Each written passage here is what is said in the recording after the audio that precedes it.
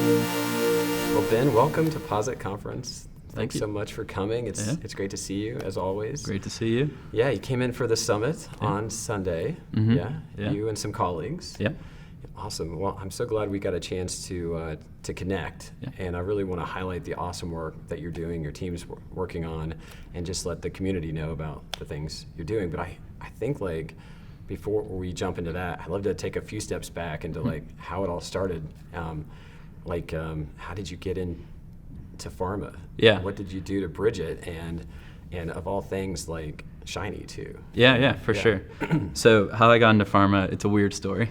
I'd been a data scientist for a long time. I'd worked in consulting and different things like that.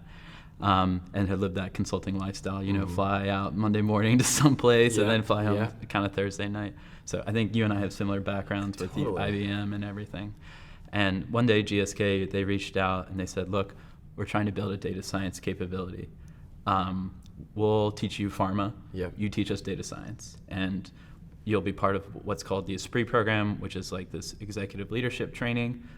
And you do some rotations and we'll find you a job eventually in the organization. So that was kind of my entrance into pharma. And like what really appealed to me, why I wanted to work in pharma was I had a lot of great tools and toolkits with data science, open source, cloud platforms, things like that.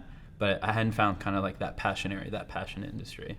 And a lot of my family, so like my mom, her brothers and sisters, her parents, they've all had cancer. At some point, I'm going to have cancer probably. So being able to work in an industry to actually show impact, I don't need to know the science, but I can, work on the pipeline or help people move assets through our pipeline to, actually have impact on those patients, really hit close to home. And that's kind of really what appealed to me and why I wanted to join the pharma org.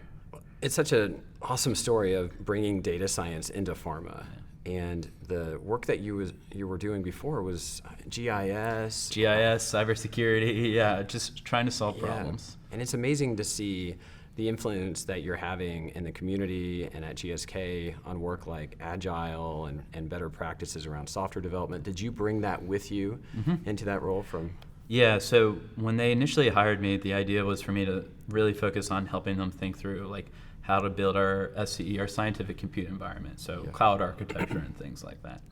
And kind of the way it played out, there's actually a big niche for like, how do people actually think about user design? How do you think about actually coming up with values within development teams to interact with users? How do you think about, okay, we built something, but just because you build something doesn't mean it's going to be adopted. So how do you actually think about putting in those support structures, but also at the same time, using those support structures as feedback to improve our data products? So that was kind of the niche I found. So eventually just kind of building out tools. Obviously I spent a lot of time coding up things, working with different people, but at the same time, really leaning on support structures in order to understand sort of what do users need. Because at the end of the day, with this big transition that we're making, we have to make our user feel as the least amount of friction as possible in order to be able to kind of adopt our different open source tools. Yeah, and you work with such a rock star team. I mean, Christina Fillmore and Andy Nichols and Ellis and Becca. What is that like to have such an amazing crew around you? I'm lucky. They make the job easy because I think what is really crucial is it's not only the individuals to be able to go out and talk to people, but it's like who can actually take that user feedback and then turn it into a reality. And I think being able to pair teams together, not only like a very solid engineering team, but also a very solid kind of user feedback support, someone to consulting word, voice of the customer, if you will, being able to merge those two together is what allows us to really make those very solid data products with such a small team. Because at the end of the day, we are not big, but we're small and agile. I think it's such an amazing thing that you have this awesome team and you have thought right off the bat, how do we help support the community within the organization? Right. So tell me a little bit about like what was the spark for the Accelerate R team and how that came about? Yeah, sure. So Accelerate R is one of my, things I'm most proud about. I've talked about it here at Posit. I've talked about it in some of the other conferences. But I think the thing that we saw and realized is we were doing tons of workshops, tons of classes on R. And then all of a sudden, no one was using it. And we were trying to figure out for a long time, why is no one using R? And what we kind of realized is, a user or an individual within our biostats organization, they would take a training, they would do a workshop, but they actually wouldn't be able to get the ability to use our open source tools until 12, 18 months later on in their study. And I can't remember what I had for breakfast. No one's going to remember, what do I do with Tidyverse or anything 18 months down the road. And so the spark was really thinking about not training in the sense of how do we train people, but thinking about training and then learning. And I think that's a really important concept, because I think training's really easy. You find some documents, you create the documents, you create whatever it is, and people can go and do it. But how does someone learn? How does someone learn while trying to deliver against deadlines? And that is a really important question to think about, because we're not university students. We're not college students. We don't have the ability to kind of spend a semester to learn something and then go apply it. We have to learn on the fly. And starting to think about our user in that different way, about how does someone actually learn within an organization, is really crucial. And so that's why we started Accelerate R.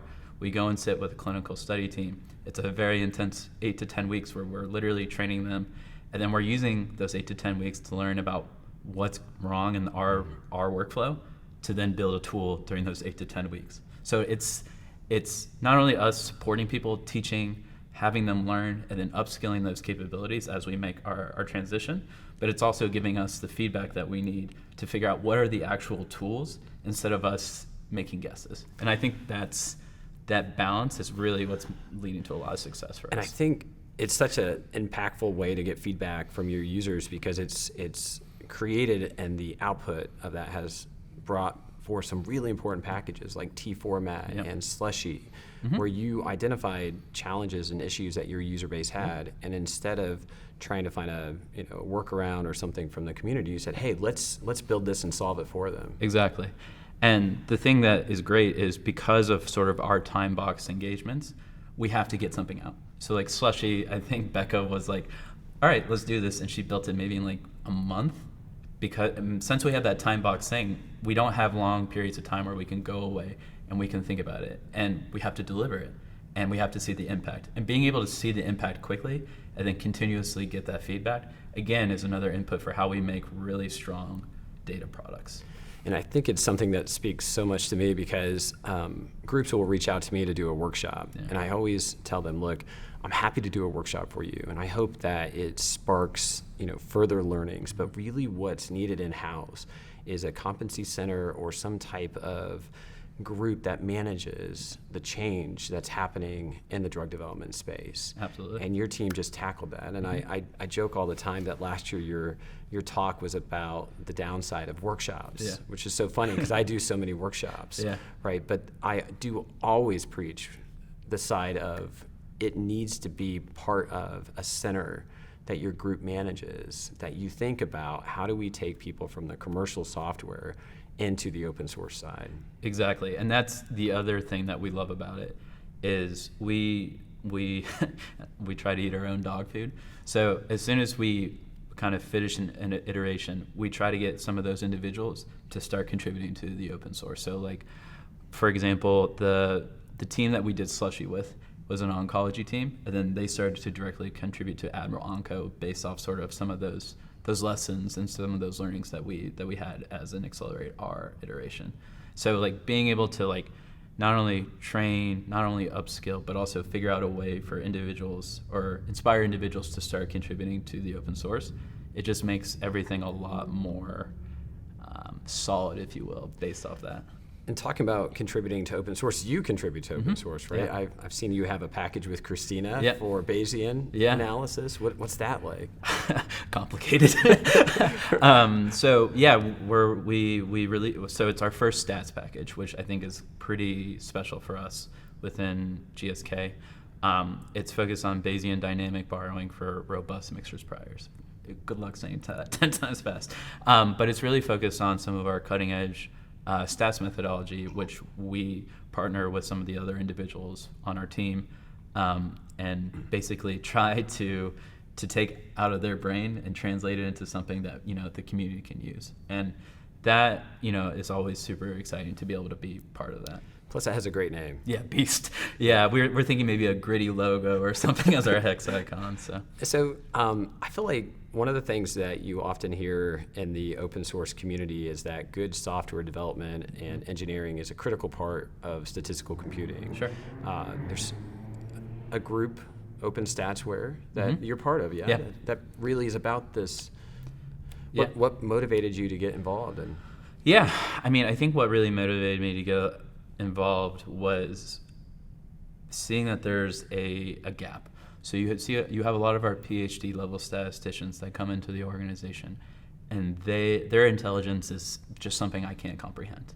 But watching them fumble around with GitHub, as everyone does when you first start it, was kind of eye-opening. And a lot of also statisticians, they live in the base R world, and they don't have a ton of exposure to tidyverse or packages and things like that, and how it can improve their workflows. So being involved with it, with that group and some other groups internally at GSK, to upskill our statisticians to think about how do I actually do version control? How do I use it to my benefit? How do I use it in order to be able to track things and share it, so I'm not just passing code around in the organization, has been really crucial for us being able to upskill. And it's a partnership. They teach us stats, or more stats, but we teach them some of the other tools that make their lives easier. And at the end of the day, that's the goal. We all want to try to do things well, and being able to have kind of more tools in our tool belt in order to accomplish that is how we do it. So we've talked about going from commercial software into open source and learning new tools like Git. It seems like a critical component of this for most of the organizations that I work with are tables. Yeah. GSK has thought a lot about tables. We have. Yeah. Yeah, so obviously we have our table solution called T-Format, which Christina wrote, but also supported by Becca Krause and Ellis Hughes. And then Becca is the current owner and maintainer of that. And we like to think about how to leverage T-Format, obviously, in our workflows, but also how do we leverage services around T-Format to help others. So obviously, if you're a hardcore R user, you know how to use R, great, go to the T-Format package and things like that. But what if you're not an R user? Say you're a medical writer, or say you're a scientist or something like that. How do I interact with T-Format? And Becca just gave a talk about it, but we have an open source tool called T-Format Builder, which is essentially a Shiny app GUI that allows you to kind of go through and step by step be able to initialize and create a T-Format table. So it helps guide you along the way. And I think one of the great things about T-Format Builder is it gives an entry point for someone that's R curious or open source curious, but doesn't know where to start. And it kind of guides them. So I think that is, being able to have that entry point that's not so overwhelming for someone that wants to dabble is really crucial for how you kind of build your community. I feel like you've done so many awesome things in the group that's managing these new users or existing users that are hitting roadblocks. Yeah. Are there new things on the horizon that you have thought about incorporating? You hear a lot of times the buzz of Gen AI. Has that come up for you? We've been thinking about it, sure. But I think for us, where we want to focus potentially is how we apply it. And I don't know if we're the right people, honestly. It's so new. I think there's a lot of smart people out there that's going to figure it out. But I think at the end of the day, what we like to focus on is how do we have impact now? So I think as I mentioned, one of the things is around is our adoption and sort of where's the industry going. So one of the things that we were talking about in the summit on Sunday is well, how do you know how much R adoption is going on? How many studies are actually using R? So within GSK, we've piloted some ideas using version control, which we have a new policy that everyone needs to put all their code in Git and GitHub within biostats. So it allows us to be able to answer the question of at a study level, how much R is being used?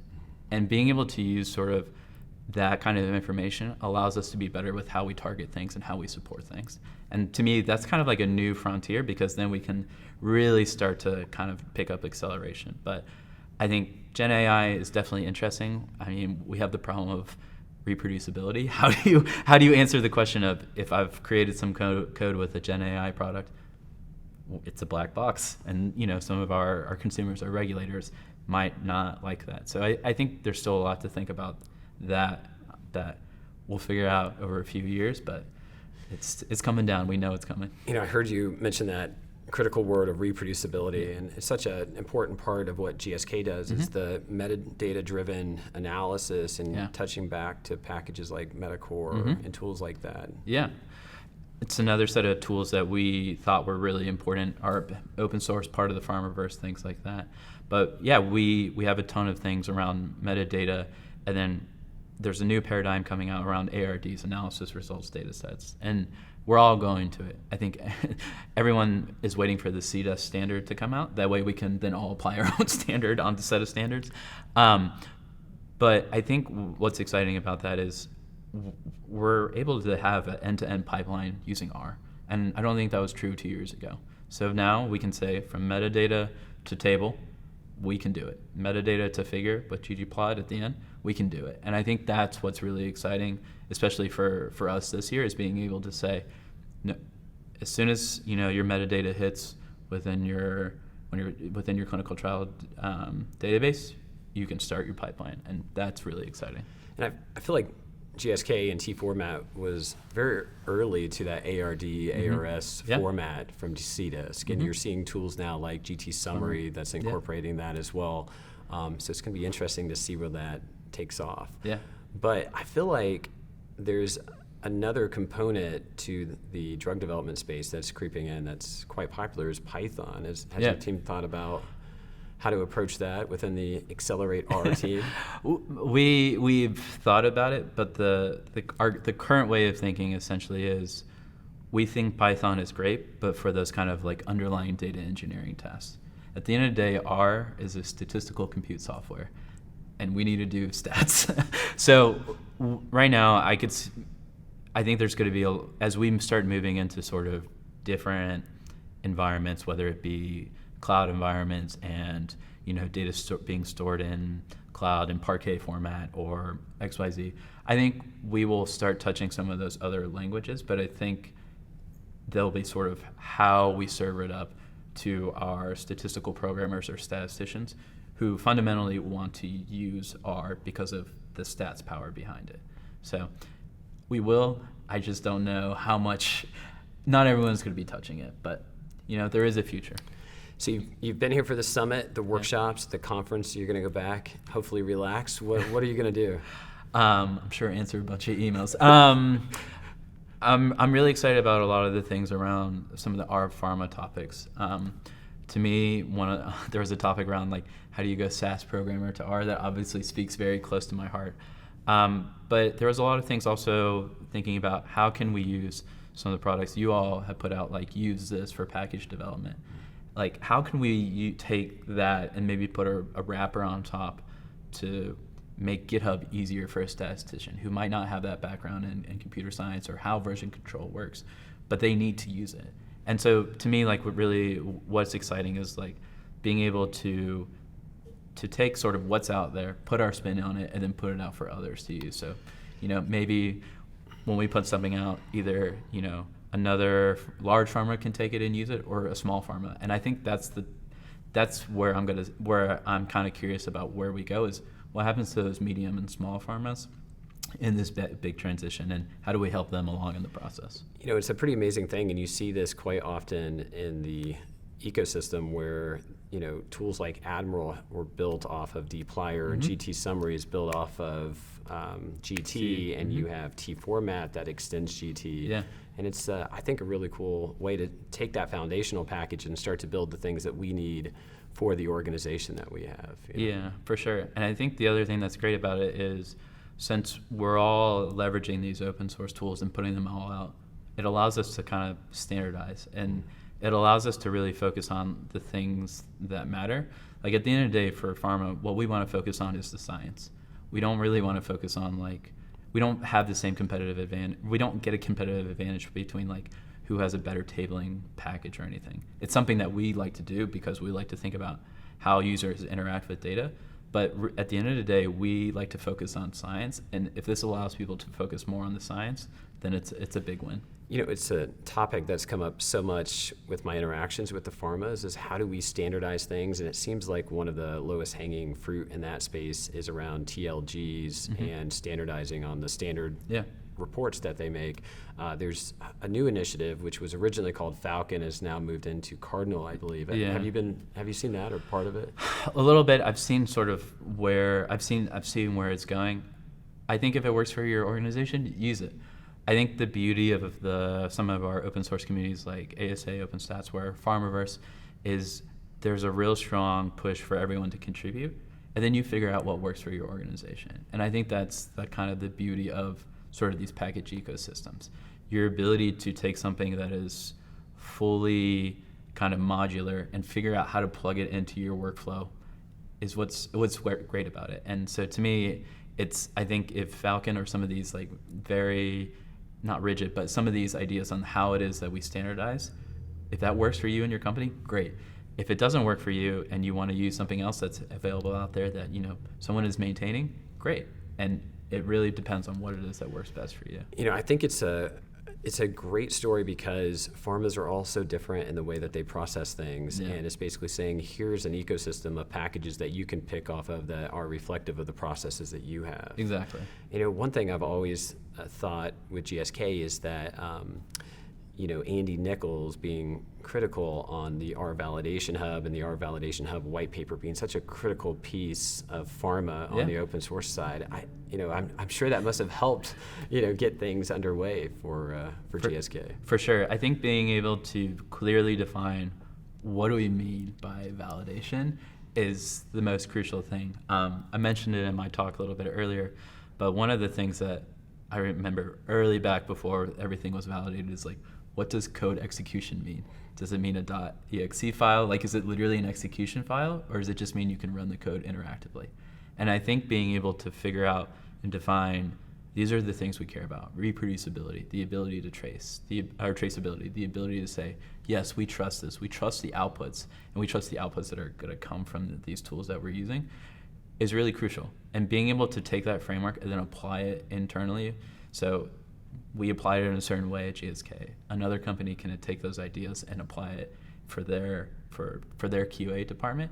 But being able to say, yes, these are the things that we care about, I think is a big step forward for us to really feel comfortable for how it is that we deliver and how do we trust what we create. Yeah. Well, I have absolutely enjoyed chatting with you.